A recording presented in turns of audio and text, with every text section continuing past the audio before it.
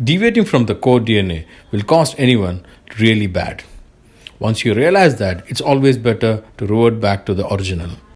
So I'm going to review one car which has reverted back to its original. Hope their realization has bounced back to where it really exists.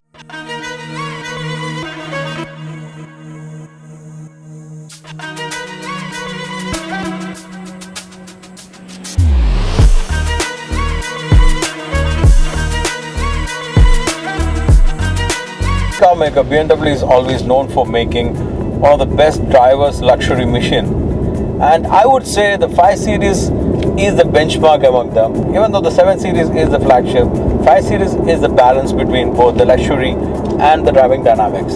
So if you think of a ultimate 5 Series, either it should be from the M5 batch, or if you want more economy, it should be the top end, the diesel variants, which is this one, the 530D. So with an inline twin turbo 6-cylinder engine with an output of 262 bhp and 620 Nm of torque. It's a very refined powertrain. It is effortless, and it's playing the same role in the 7 Series as the 730LD. But the power to weight ratio is more for this car because it's a smaller car, it's lighter, then the performance is much better than in the 7 Series. Supporting this engine is the 8-speed ZF gearbox, which again is a very intelligent gearbox. It's a smooth gearbox. The shift is very smooth. It's a very quick gearbox, very responsive one. And the best part is the ratio and the combination is in a way that when you are in the sport or adaptive mode, you can really enjoy the quick shift, whereas in the comfort and eco mode, the shifts are linear and the unwanted gears has been slipped down to a higher gear to get a fuel efficiency which is around 18 kilometers claimed by BMW. And when I was using here in Mumbai condition, I was getting 16, which was really impressive for such a powerful machine. The last generation, what went wrong with the BMW 5 Series was they tried to adopt with the rivals on various aspects, which was in the character of BMW 5 Series, which was they tried to make the car softer to cope up the competition from the E-Class and A6 to get more comfortable car. But BMW lovers really missed that pure dynamics of the BMW 5 Series, which was thankfully gained back by this new car. As you're aware, the BMW's 50-50 body weight ratio is very phenomenal and has been maintained in this car. That's one good advantage. In addition to that, the suspension is softer on the road, it's hashless, and you can have a really soft, comfortable ride. Plus, it's dynamic, and when you're hitting a corner on speed, it's so dynamic that you don't lose confidence. It's very solid, and you'll get that feeling this car is saying, push me to the limit, I am ready for that. To complement that, the steering is also very well tuned. It's a speed sensitive steering. It's good on soft drive because it's softer, you can maneuver it easily, but when you're hitting again the higher speeds or a corner on a sport or adaptive mode, it's dynamic enough that it's very precise. You don't lose confidence, you really gain confidence, and you can have some good piece of drive when you're on a weekend or maybe on a hill station like Lonavala. That is it. Again, a chance to drag. This is the beauty of this kind of powertrain, which is power on tap, it's on call. It's a very quick power delivery and just in comfort mode. That's amazing actually. Even though BMW tried to regain the driving dynamics of the 5 Series, it has not launched on some of the aspects which is gained in the last generation, which is comfortable and refined. The NVH level is managed very well. There is no harshness from the wind noise or maybe the engine noise or maybe on the ride. It's very smooth. Bombay roads, it's not that great and it's not smooth. So there is no harshness being felt, and even the ground clearance are maintained well, that all the big potholes and the bumps has not brushed the bottom of this car. So that means you're very relaxed in this car. Whenever you're hitting up the hump and all, you don't have to bother much. You can easily cover that without any headache.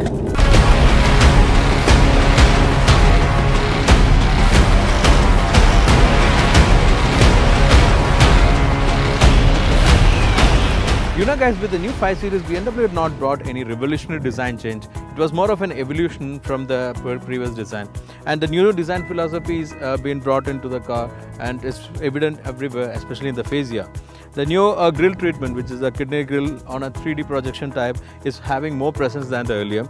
And unlike the previous generation BMWs, the new 5 Series has a fused headlight which has been fused to the grille, and the new adaptive LED light cluster is very attractive. There are a lot of attention to detail which you can see closer, and the corona ring is more softer looking, and like BMW's identity has been retained with that.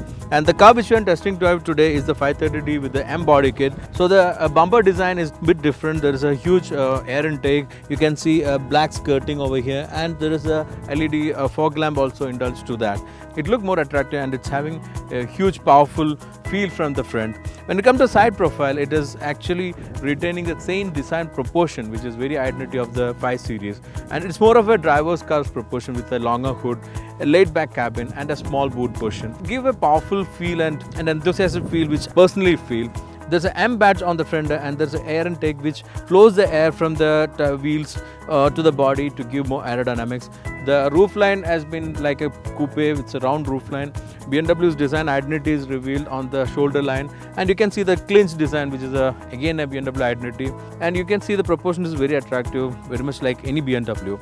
And when it comes to the rear portion, that's what area which I felt BMW has always been successful in concluding the design. So they can bring the design from the front, conclude it very neatly on the rear. The tail light design is very familiar. It's a L-shaped design from the BMW, but it's more sleeker now. And with the new 5 Series, they bought a new tail pipe design, which is unlike the previous generation 5 Series. It was round shaped. It's having a different design. And with the M body kit, there's a black portion over here, again giving a sportier look.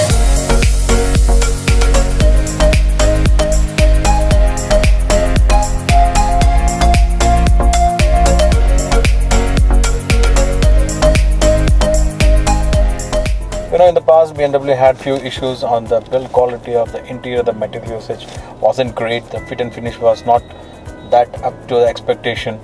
But there was a lot of improvement which is seen in the last facelifted 5 Series. And now I can say that these are improved to next level up to the 7 Series. Because the material usage, the fit and finish, even the craftsmanship is much better. It's much premium. So you're getting more value than what you're spending. So I can really feel it like the 7 Series, even though it looks similar. There was a lot of difference in the 5 Series and 7 Series interior quality, which now as gap has been reduced a lot in this new 5 Series. This variant is getting a beige color and a brown top, which I really like, the tan color. But the trim level here seen is a very unique one. It's a metal kind of finish. It looked really attractive. It's giving that sporty kind of feel. It's a brushed aluminum kind of finish, but there's a neat graphic that's one thing which really attracted me.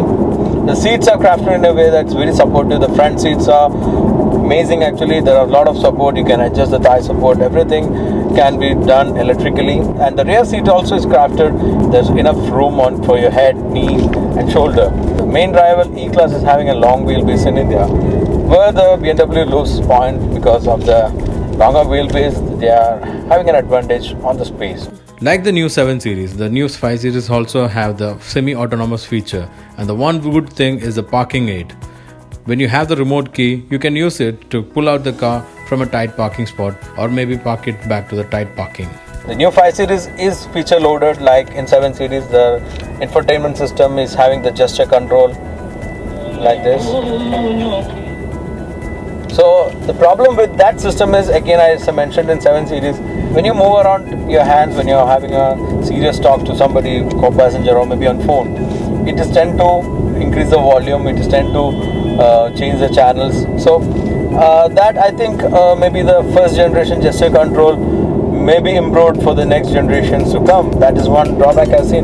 But it's a very cool feature which is actually the futuristic feature for most of the infotainment system, and I think other manufacturers will be following this very soon. However, the iDrive system of BMW is a very advanced one. It's one of the best systems around. It's very user friendly, it's very easily usable. You get used to it very fast. And this car is fitted with a Harman Kardon sound system, which again is a very nice sound system where the people who really love music can really enjoy the music very well.